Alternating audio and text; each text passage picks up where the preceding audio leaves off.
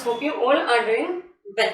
See, previously આપણે તમારું principles of marketing જે છે એનું યુનિટ નંબર 4 એમાં આપણે ડિસ્કસ કરતા હતા about the developing marketing strategies for different types of market leaders, challengers, followers, market નિશીસ.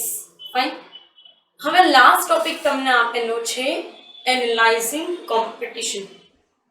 એનું ઇમ્પોર્ટન્સ શું છે?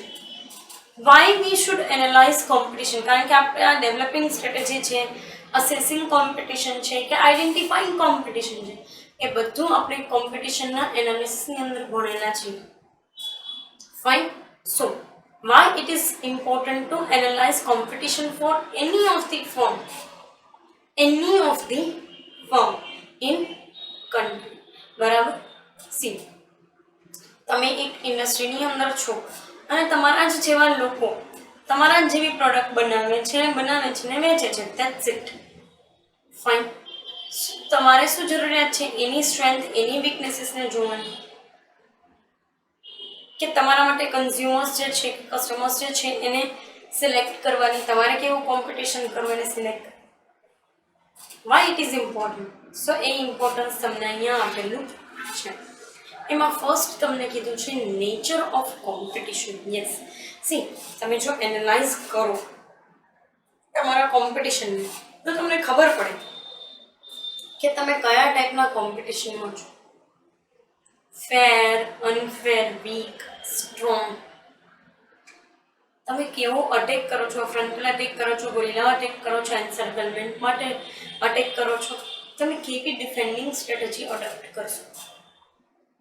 તો તમને કોમ્પિટિશનનું નેચર જાણવાનું, તમને ખબર પડે કે how actually you should go for your competition. કેવા કસ્ટમર્સ તમારા કસ્ટમર્સ હશે, કેવું કોમ્પિટિશન તમારું કોમ્પિટિશન હશે.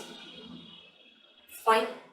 સો yes, we can know the nature of competition frame effective marketing strategy. એક વખત તમને ખબર પડી જાય કે તમારે કેવું કોમ્પિટિશન કરવું છે, કેવા કોમ્પિટિશનમાં તમારે જવું છે, તમારા કોમ્પિટિટરની તમે કેવી ડિફેન્ડિંગ સ્ટ્રેટેજી અડોપ્ટ કરશો. એક્સપેન્સિવ રહેશે કે મીડિયમ રહેશે, મીડિયમ એક્સપેન્સવાળી રહેશે કે પછી સાવ ચીપ સ્ટ્રેટેજી હશે. બરાબર. તો આ વસ્તુ કોમ્પિટિશન એનાલિસિસ તમને હેલ્પ કરે કે કેવી રીતે તમારે માર્કેટિંગ સ્ટ્રેટેજીને ફ્રેમઅપ કરવી. કોમ્પિટિટિવ સ્ટ્રેટેજીની માર્કેટિંગ સ્ટ્રેટેજી. ફાઇન. આગળ તમને કીધું છે identifying new opportunity. Yes. See, તમે જો આ વસ્તુ એનાલાઇઝ કરો છો તો તમને ખબર પડે કે માર્કેટમાં તમારા માટે શું અવેલેબલ છે કરવા માટે. કારણ કે બધા તો તમારા જેવી પ્રોડક્ટ નહીં જ ડેવલપ કરતા હોય, બધા તો તમારા જેવી વસ્તુ નહીં જ ડેવલપ કરતા હોય ને. કોઈક તો એમાં લોકો હશે કે જેનાથી કંઈક છૂટી ગયું હશે, કોઈક તો એવી વસ્તુ કરતું જ હશે કે જેમાં કંઈક ફોલ્ટ હોય અથવા તો જેમાં કંઈક ખામી હોય. ફાઇન. સો એ તમારા માટે ઓપોર્ચ્યુનિટી ક્રિએટ કરે છે. આવું તમે બધી પ્રોડક્ટને, તમારા બધા કોમ્પિટિટરને જુઓ ને, એને એનાલાઇઝ કરો ને તો જ તમને ખબર પડે.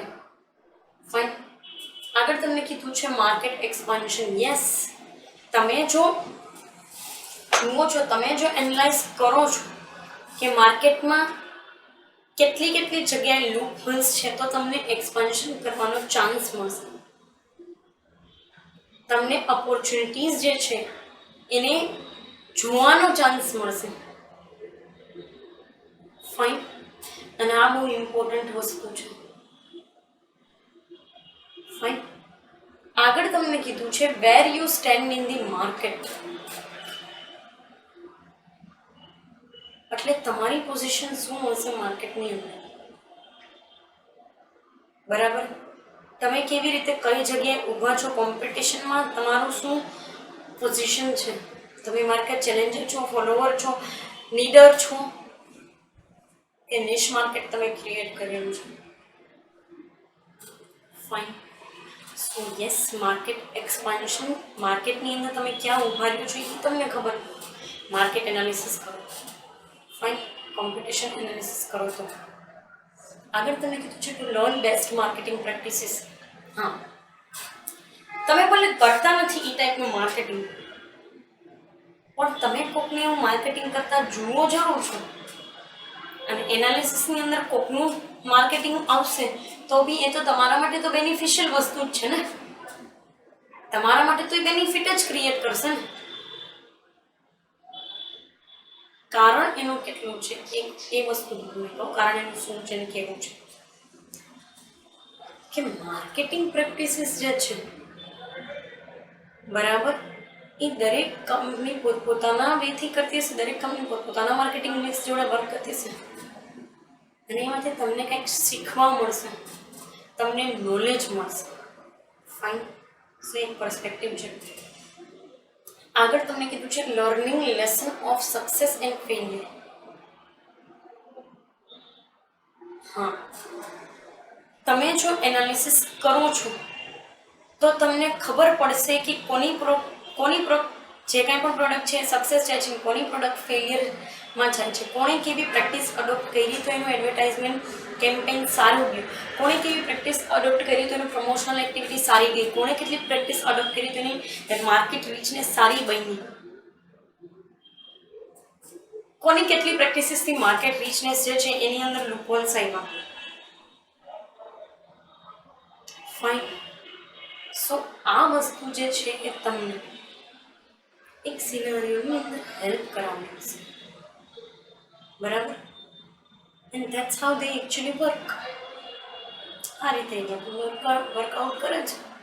ફાઇન, આગળ તમે કીધું છે હાઉ મેની બ્રાન્ડ્સ. યસ, તમે જ્યારે એનાલિસિસ કરવા જાઓ ને તો તમને ખબર પડે કે કેટલી અલગ અલગ બ્રાન્ડ્સ માર્કેટની અંદર છે, કેટલી બ્રાન્ડ ઉપર તમે વર્કઆઉટ કરી શકવાના છો,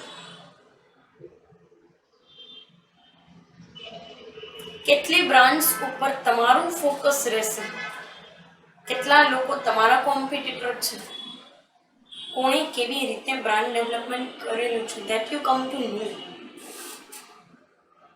And that's how your progress, your things work.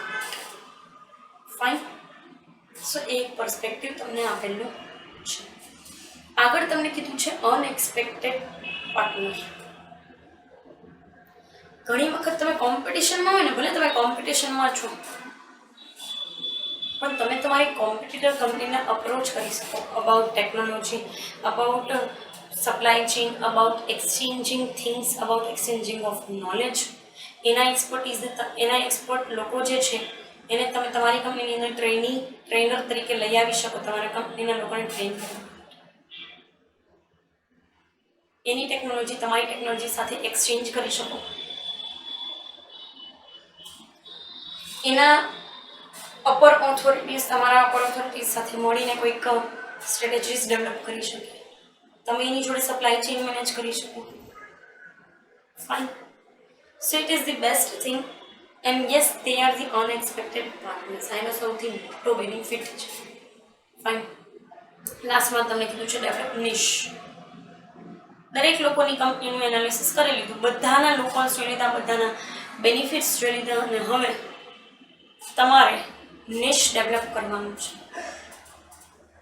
એવું કંઈક કે જે કોઈની પાસે નથી, એવું કંઈક કે જે કોઈ કરી શકે એમ નથી.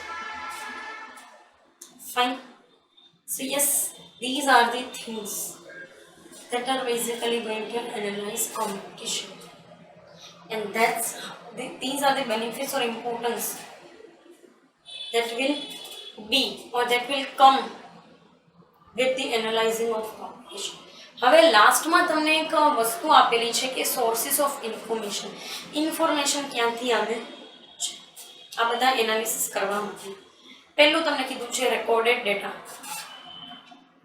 કોઈક જગ્યાએ કોઈ વસ્તુને લઈને, કોઈ કંપનીને લઈને, કોઈ ઓર્ગેનાઇઝેશનને લઈને, કોઈ ઇન્ડસ્ટ્રીને લઈને, કોઈ ગવર્મેન્ટ ઇન્સ્ટિટ્યુશનને લઈને રિપોર્ટ બનેલા. આ રિપોર્ટ તમારા માટે રેકોર્ડેડ ડેટાનું કામ કરી શકે છે. કોઈ બ્રોશર છે, કોઈ ન્યૂઝપેપર છે, આ બધા રેકોર્ડેડ ડેટા છે. ફાઇન. સેકન્ડ તમને કીધું છે ઓબ્ઝર્વડ ડેટા. બરાબર, તમે પ્રોડક્ટનું નેચર જોવો છો, એની પ્રાઇઝિંગ, એની ક્વોલિટી, એની પેટર્ન, એનું ડિસ્ટ્રીબ્યુશન નેટવર્ક, આ બધું તમે જુઓ છો. આ શું છે બેઝિકલી? તો કે ઓબ્ઝર્વડ ડેટા. ફાઇન. આ ઓબ્ઝર્વ ડેટા જે છે એ તમારા માટે બેનિફિટ્સ ક્રિએટ કરશે, તમને ઇન્ફોર્મેશન આપશે. આગળ તમને કીધું છે ઓપોર્ચ્યુનિસ્ટિક ડેટા. તમારી સાથે જોડાયેલી પાર્ટીસે કોઈ કરેલો સર્વે કે એના દ્વારા કરવામાં આવેલું કોઈ સ્ટડી, જેમ કે supplier, marketer, patent givers, distributor, presentations, આ બધું શું છે? તો કે બેઝિકલી તમારા માટે એક ઓપોર્ચ્યુનિસ્ટિક ડેટા છે. ફાઇન. આગળ તમને કીધું છે એડવર્ટાઇઝિંગ. કોમ્પિટિટરની પ્રાઇસ, એની પ્રોડક્ટ, એની પ્રોડક્ટનો નેચર, એના ઓર્ગેનાઇઝેશનનો નેચર, એના પ્રમોશનલ પ્રોગ્રામ્સમાંથી તમને જાણવા મળે. આ પણ એક ઇન્ફોર્મેશનનો સોર્સ છે, જેના ઉપર બહુ બેનિફિશિયલી તમે વર્કઆઉટ કરી શકશો. ફાઇન. આગળ તમને કીધું છે ગવર્મેન્ટલ સોર્સિસની અંદર તમે ક્વાર્ટરલી રિપ્રેઝેન્ટેડ ડેટા જે છે એને મેઝર આઉટ કરી શકશો. સરકાર કઈ વસ્તુ પર ફોકસ કરે છે, કેટલું આવરી લે છે, સરકાર કઈ વસ્તુની જાણ રાખે છે, કોના એનાલિસિસમાં લે છે, survey, reports, published data, quarterly published data, government policies data. These are the beneficial things for you. Fine. આગળ તમને આપેલું છે એમ્પ્લોયી. તમારા એમ્પ્લોયી એના કોઈ ફ્રેન્ડ સર્કલની અંદર વાતચીત કરતા હોય એમાંથી કંઈક જાણવા મળે નહીં તમને આવીને કે એમ્પ્લોઈઝ લોકો. પછી છે friendly conversation with competitors gives you sharing experience. તમારા કોમ્પિટિટર સાથે બહુ સરસ મજાની વાત કરો, એઝ અ ફ્રેન્ડ વાત કરો, એના બેનિફિટ માટે વાત કરો, તમારા બેનિફિટ માટે વાત કરો. ફાઇન. તો એ એક પર્સપેક્ટિવ જે છે આપેલું છે. These are the sources of information. Fine. Particular અહીંયા જે છે એ આપણે તમારું 4th યુનિટ જે છે એ કમ્પ્લીટ કરીએ છીએ.